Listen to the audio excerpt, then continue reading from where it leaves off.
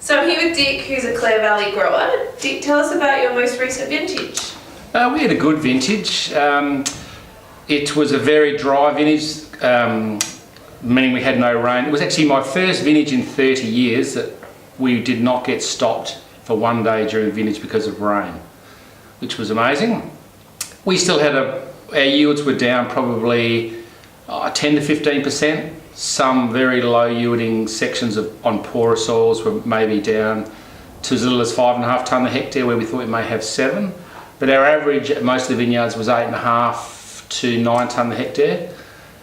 Quality was excellent. We grew quite a bit of A grade and a lot of B grade fruit this year, which was fantastic. So really good returns. Overall I think we ended up with about 5,700 tonnes.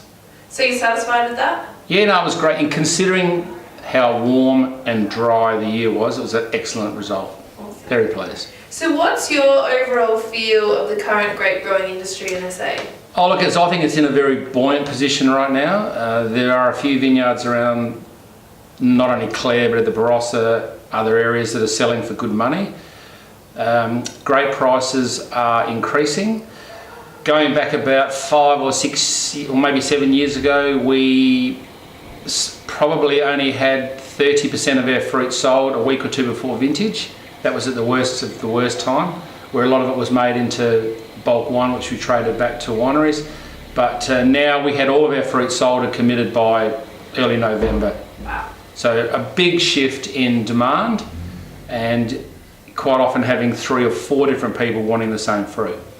So it's fantastic going forward, I think, and prices are increasing, which is what's needed to have happened for a long time. Definitely. So what are your thoughts on the Wine Grape Council of SA?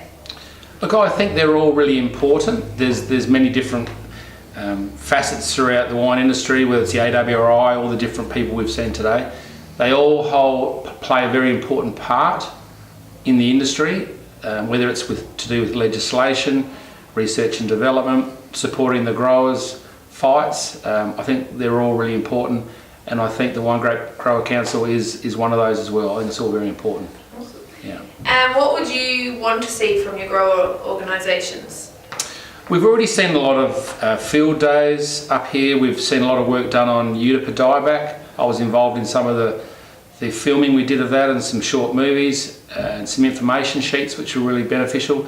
There is a lot of reworking now occurring in the Clare Valley, as there is in other areas, because people are now understanding what's happening with their Utica dieback and are more than happy to start making changes, and probably more so because their neighbours are doing it as well, so everyone's getting on the bandwagon. So that's a good thing going forward as well, to make our vineyards healthier.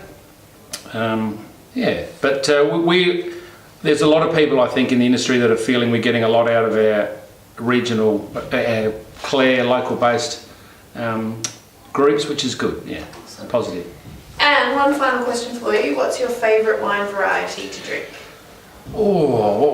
Monty. Monty is fantastic. I do love a Pinot Grigio. I love a beautiful big Shiraz. Nothing's my absolute favourite, but I'll have a crack at anything. And I actually do love an old Riesling, an 8 or 9 year old Riesling. One of my favourite things actually would probably be an aged Riesling. Perfect. Yeah. Cool. Thank you so much, Dick. No worries.